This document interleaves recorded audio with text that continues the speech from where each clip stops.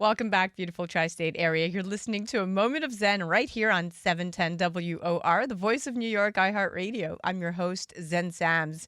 Today's Hydration with Heart segment is proudly brought to you by Once Upon a Coconut, the better for you beverage brand that's all about keeping you nourished inside and out. Now, when we think of soccer mom, the old school stereotype might flash through your mind. SUV, snack packs, and sideline duty. But my next guest is rewriting that narrative with flair. Megan Linke is a modern-day powerhouse blending purpose, passion, and play. Whether she's advocating for animals, scouting the best vegan bites, or cheering on her son Liam from the stands, she brings heart to everything she touches. She's graced the pages of Oat Living, New York Times, and even MLS Season Pass as ambassador for the New York Red Bulls. Now, with a social presence that screams authenticity and glam, Megan is proof that hydration, hustle, and heart can all coexist effortlessly. Welcome to the show, superstar. Hi, thanks so much for having me. So excited to have you on. I love it that you are a native New Yorker. How fitting and perfect. Love it. Now, the heart of the sidelines, let's talk about this. You've been called the ultimate soccer mom, but you've truly redefined what that means, especially as someone who brings grace and grit to every game. And according to Project Play, over 60% of U.S. youth play organized sports, and parental involvement deeply impacts this experience. So how has your role on the sidelines shaped your relationship with Liam, and what message do you hope your presence sends to other parents balancing ambition with family? Oh, wow, that's a great question.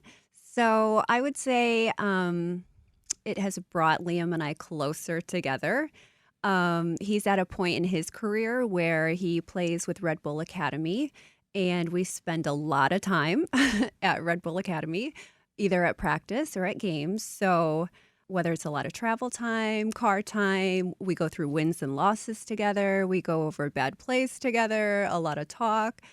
So it's definitely brought us closer together. And he knows that I'm his number one supporter. So I'm always going to tell him the truth. I'm always going to give him the real, but I'm always going to be his number one supporter. That's beautiful. Now, let's talk about the next Fashion Meets Function. So you've been featured as one of FeedSpot's top sports and travel influencers. And let's not lie, your sideline fashion is next level. You look incredible today. Thank you. But behind the looks is a message, right? In fact, 75% of Gen Z and millennials say they prefer buying from brands aligned with their values.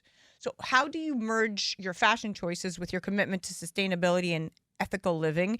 And what tips can you share for us parents who want to show up stylish without compromising our values? I take the time to research if they're vegan, if they're eco-friendly, if they're plant-based, if they're sustainable. And I think that's very important. I also love, especially living here in New York City, thrift stores, consignment stores. There's places like Rent the Runway. I use them a lot for photo shoots or just things that I may need for a special occasion and never wear again. As I get older, I've definitely stopped buying so much stuff as well, and just have some staple pieces, and you can reuse those as well. So I think it's just a matter of taking time and researching the company, and it doesn't always have to be expensive.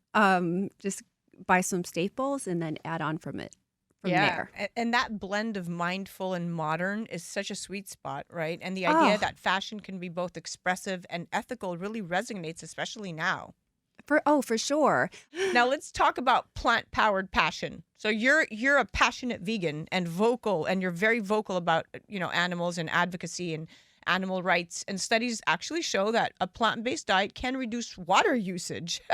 Who would have known? By up to 55%. Talk about hydration with purpose.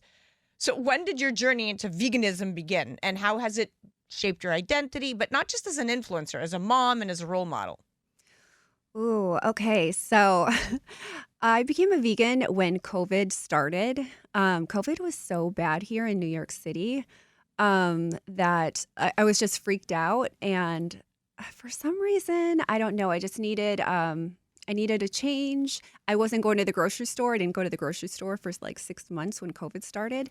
So I started ordering from a subscription called Sakara, and they're like really well known in the plant-based world. Very clean. Everything is like clean, raw. They get it from a farm, and it's a subscription service where it came like right to my front door. And when I started that, I just instantly felt better. Less congested, less inflammation in my face. And so it started from there. That's how I became a vegan, and I continued with it. But as the years went on, you learn more about being a vegan and animal rights and being an animal activist. That's extremely important to me and how the animals are treated. So it's just one thing that I could never never go back to. Eating meat. Yeah, so it's changed my entire life. So I try pretty much everything in my life. I try to have it be plant-based or vegan, from what I eat and put in my body to skincare to what I put on, shoes even. I mean, Wow. it's not always possible, but you try. I try to do that as much as possible. So at home, my son is 11, going on 12 here soon, next week. But he knows I'm a vegan. I don't expect him to be vegan. He's just too young, and I feel like he knows why that I am. And, being an animal activist, and I don't agree with animal cruelty. So he knows why that I am and how important it is to me. And he eats his vegetables and, eats healthy most of the time, but he will have meat and protein. And I allow that. I think in time, like he'll come into his own and figure out what he wants to do in his life. That's such a refreshing take, especially when it comes to modeling compassionate choices for the next generation. And I love that you've given him that space to figure it out on his own. Yeah. And on the flip side, your conviction is contagious. Now let's talk hydration. So we can't talk about wellness without diving into hydration, especially for active parents and athletes in training. Hydration plays a huge role in brain function, in mood, and physical performance. Dehydration in kids can even lower academic performance. So what's your go-to hydration ritual, and how do you make sure both you and Liam are staying fueled and refreshed on and off the field? So honestly, we just drink a lot of water, and we believe in doing that 24/7 or, outside of sleeping. And even if you do wake up during the night, you should be hydrating, drinking some water.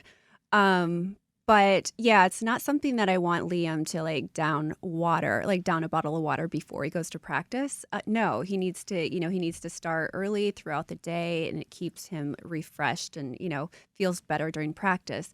For myself, if I don't get enough water in the day, my body feels it.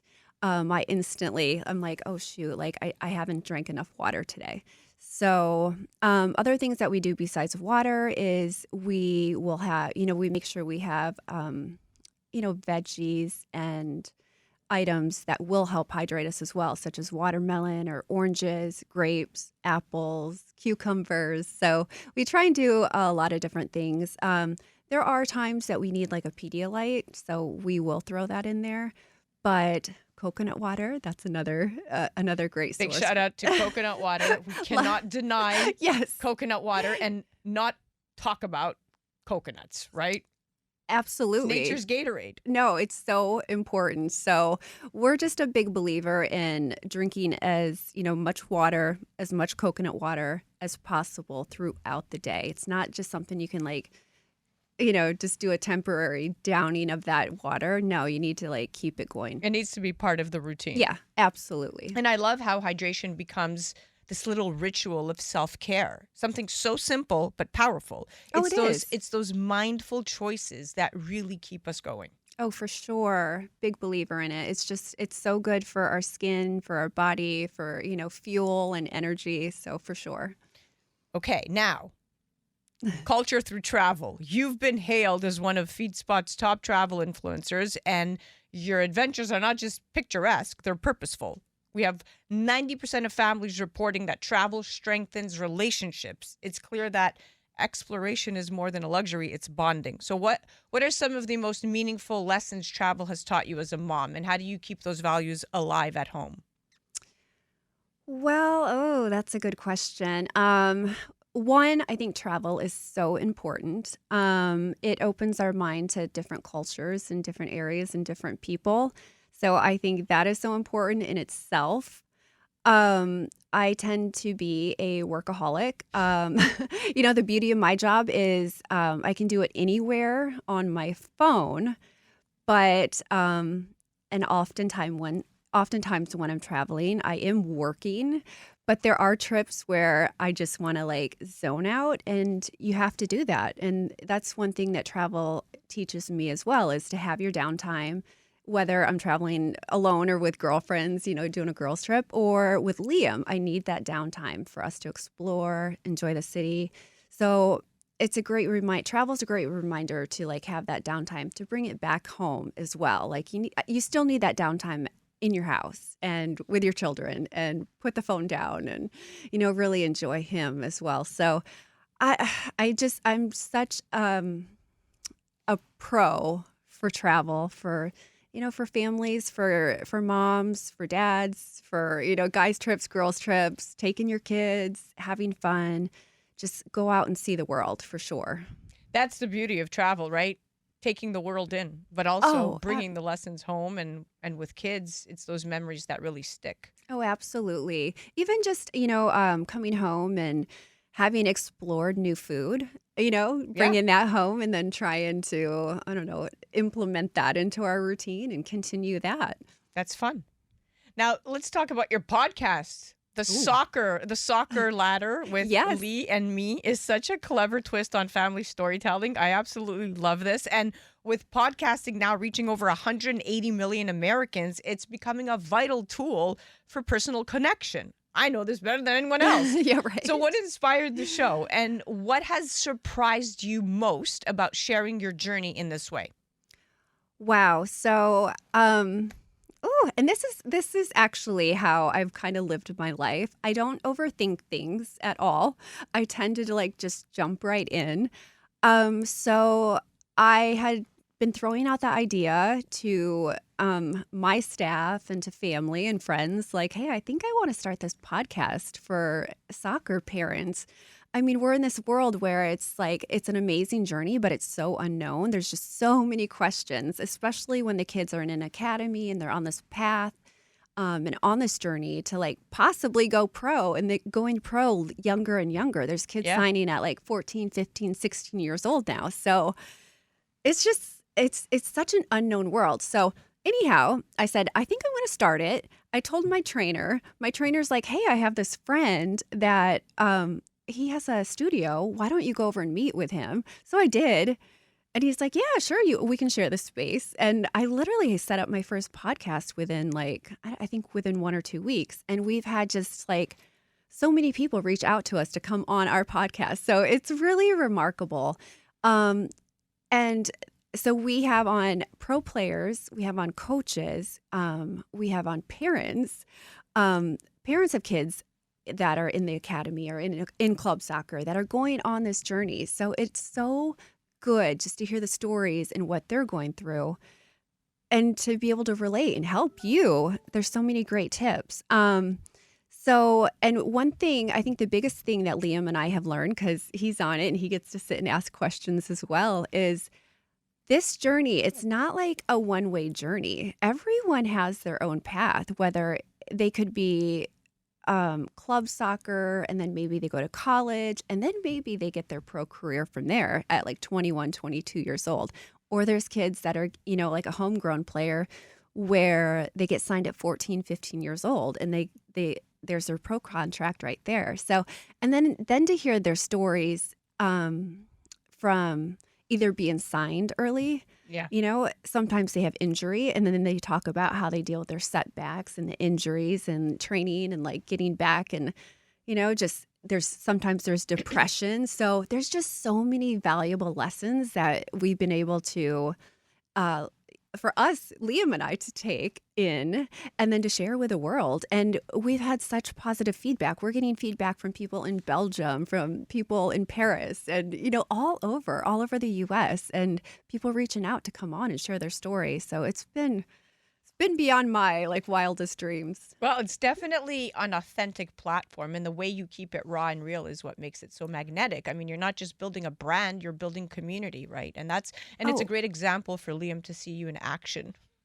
Right. oh, You thank see you. him in action. He gets to see you in Yeah. action. It's a very nice reciprocation. Now let's talk about using your platform for good. So from Yahoo's list of inspiring influencers to being a CEW rising star, I mean, you've massed an incredible following, but it's clear your focus is on impact, not just influence.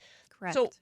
what's the legacy you hope to leave behind with your platform, and how do you stay grounded but maintain that inspiration for others? Oh, I love that question. Well, I'm turning 48 on Monday.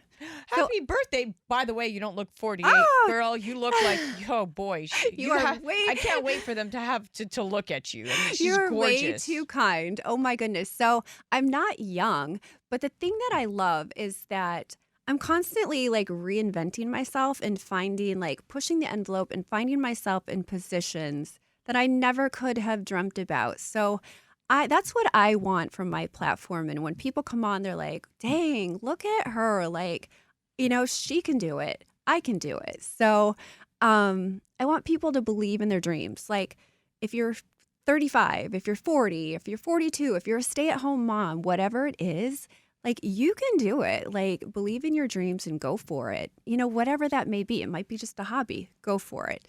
So I love that. I feel like that I touch so many different people. I'm not just like a niche person.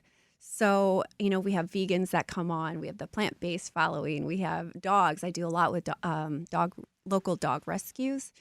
A lot of things with special needs dogs. And so we have that fashion, beauty. So I really just want to have people come, to my universe and feel like they're loved, they're touched. It's very authentic. I often share times like where we are at the dentist or doing whatever. So it's very real. And I just hope that inspires to people to be the same. And I think that's what pulls in like more opportunities for you. The more that you're real and you share that. I mean, that's how I stumbled into the soccer world, was just by sharing videos of Liam and posting them on social media. Apple TV saw that, and that's how I became the MLS ambassador, and that opened up a whole new world for me. So Yeah, that and you know what? It's that humility paired with your purpose. That's what truly sets you apart. I mean, you're proving that influence doesn't have to be loud. It just has to be real. oh yeah, yes, I'm a firm believer in that. I mean, influencing is wonderful, but there's a lot of people out there doing it, or you see just, like the fashion or like the beauty, and that's fabulous too. But you can definitely like have purpose and, meaning, and just keep inspiring. Keep doing it. Absolutely. Well, we are officially out of time, my dear. Thank you so Ah, much for coming on and joining us today and pouring your heart into this conversation. thank you so much for having me. This was wonderful. For those of you who want to follow her journey, you can find her on Instagram and YouTube at Lee and Me in NYC. And you can visit her site, same one, leeandmeinnyc.com, for all things soccer, travel, and soul fuel storytelling.